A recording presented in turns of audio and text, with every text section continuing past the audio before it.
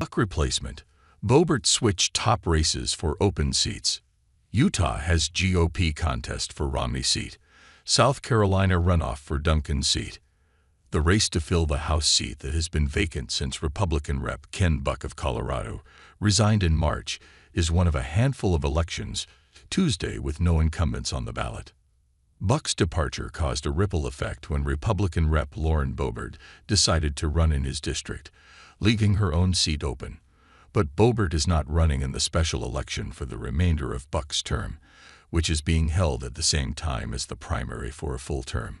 Colorado also has primaries to pick nominees to replace retiring Republican Rep. Doug Lamborn. In Utah, Republican Senator Mitt Romney's retirement drew Rep. John Curtis into the GOP primary to succeed him, leaving Curtis' seat open. And South Carolina is holding a runoff for the Republican nomination to succeed another retiring House member. Here's a rundown of the races for open seats. Tuesday's ballots also include some incumbents facing serious challengers in their party primaries, and fights to pick nominees for seats that could decide House control in November. A fiercely competitive Republican primary for an open seat in eastern Colorado's 4th District features a controversial incumbent who switched districts, 2 state lawmakers, and a talk show host, among other candidates. But as voters on Tuesday select Republican and Democratic nominees to run in November, they will also pick a candidate to fill Buck's unexpired term. Republican Greg Lopes, the former mayor of Parker who lost bids for the gubernatorial nomination in 2018 and 2022, is running in the special election to fill the remainder of Buck's unexpired term.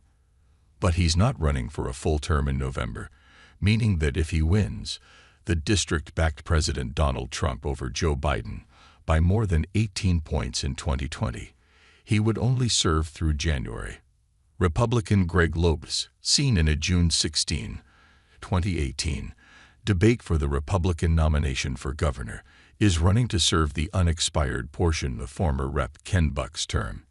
Andy Cross / The Denver Post via Getty Images.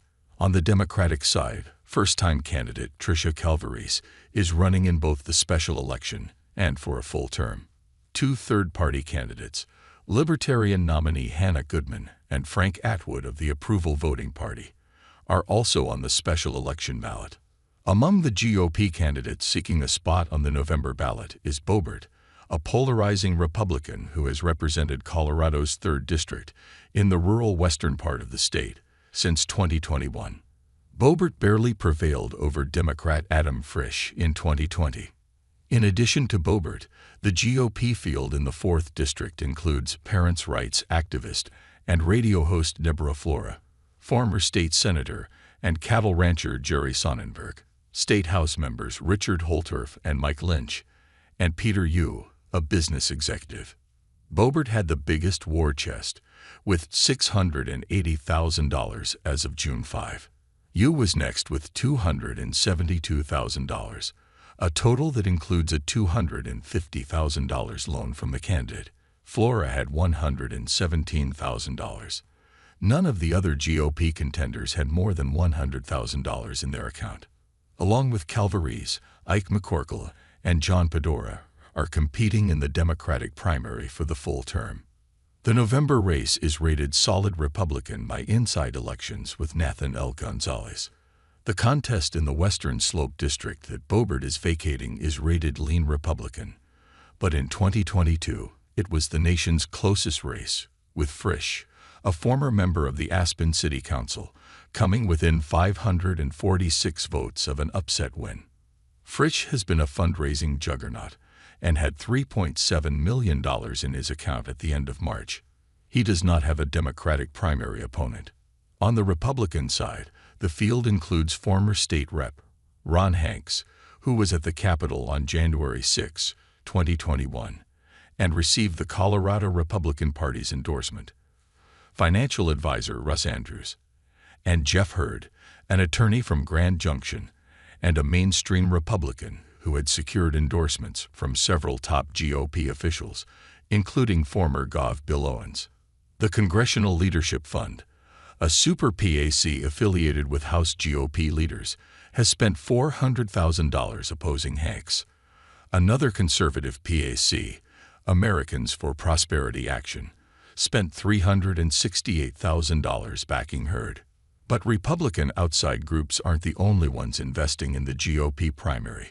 Fritsch is running ads encouraging GOP voters to reject Hurd, who many observers believe is the strongest Republican in the field, while a Democratic super PAC is also attacking Hurd and promoting Hanks.